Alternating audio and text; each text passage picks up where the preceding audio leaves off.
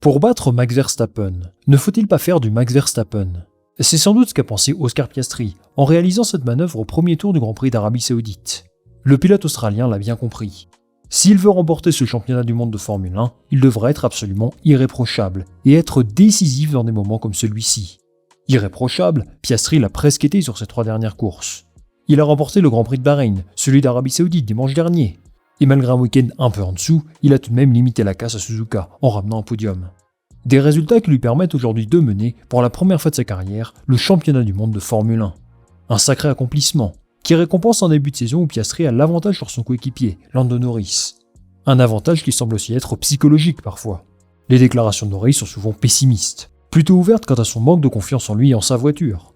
Un manque de confiance qui malheureusement s'est traduit de la pire des façons en piste samedi dernier à Jeddah, par un crash qui laissera peut-être des traces pour lui et pour son écurie. Piastri lui est aux antipodes de cette attitude, et il répond parfaitement à l'étiquette de pilote qu'il s'est lui-même donnée. Cool, calme et posé.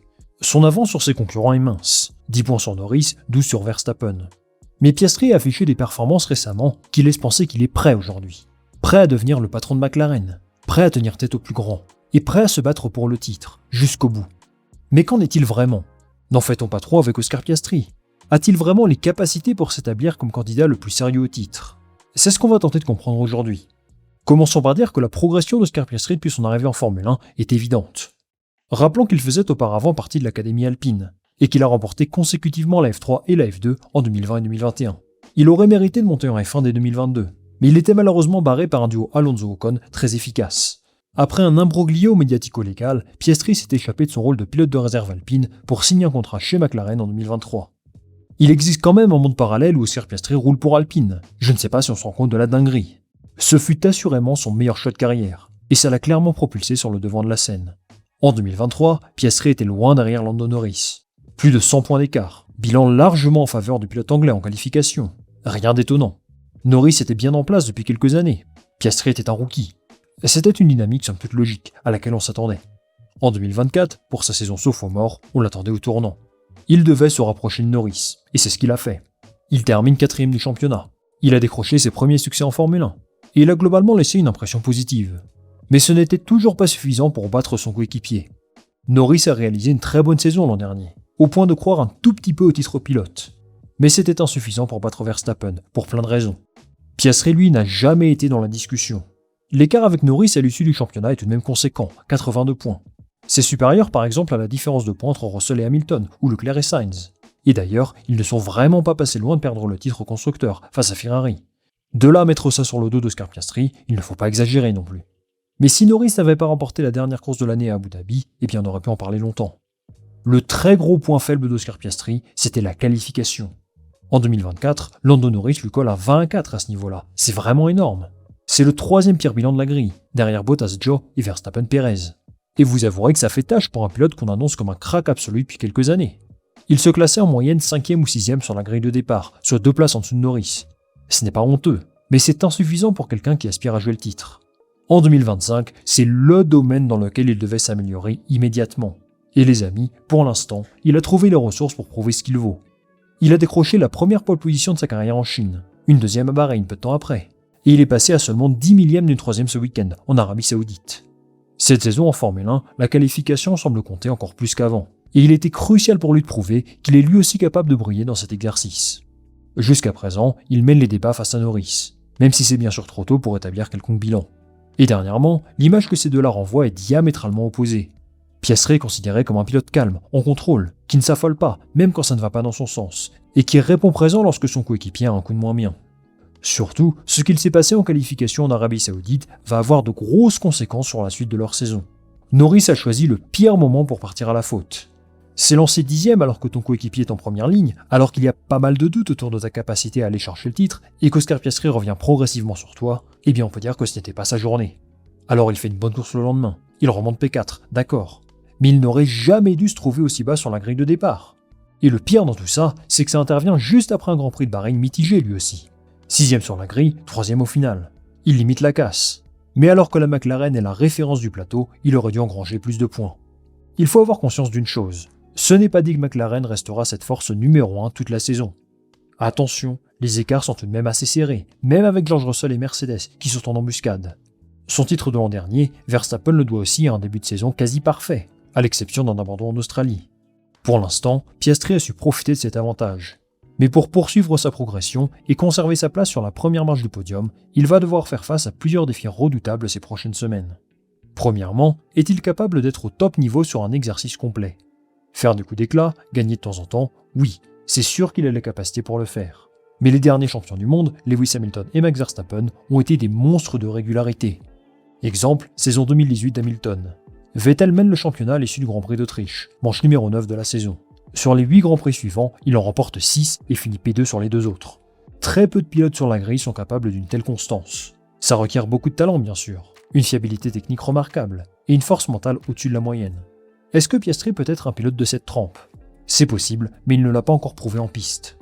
Deuxièmement, peut-il résister à un retour en force de Lando Norris? Je sais qu'il n'est pas dans les meilleures dispositions en ce moment. Mais si l'on regarde ses résultats en détail, on ne peut pas dire qu'il est largué.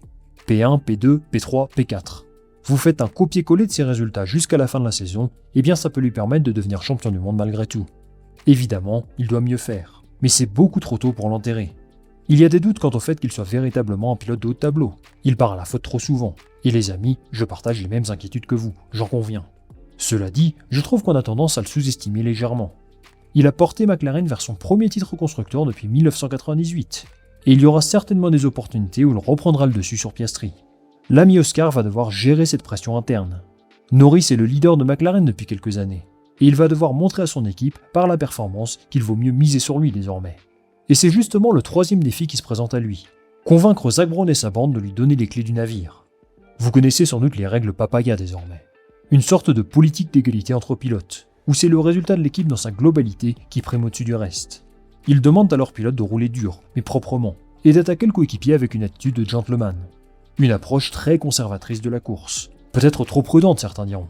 Mais si Piastri accroît son avance sur Norris, qu'il continue de surfer sur cette excellente dynamique, est-ce qu'ils oseront prendre la décision de sacrifier Norris, pour offrir toutes les chances à Piastri de remporter le titre? L'an dernier, je suis persuadé qu'avec des ordres plus clairs en faveur de Norris, il aurait été une menace bien plus grande pour Verstappen. Cette saison, Piastri doit réussir à convaincre McLaren de ne pas commettre la même erreur. Ça passe évidemment par des performances de très haut niveau, supérieures à celles de Norris, mais aussi par une certaine force de persuasion en interne.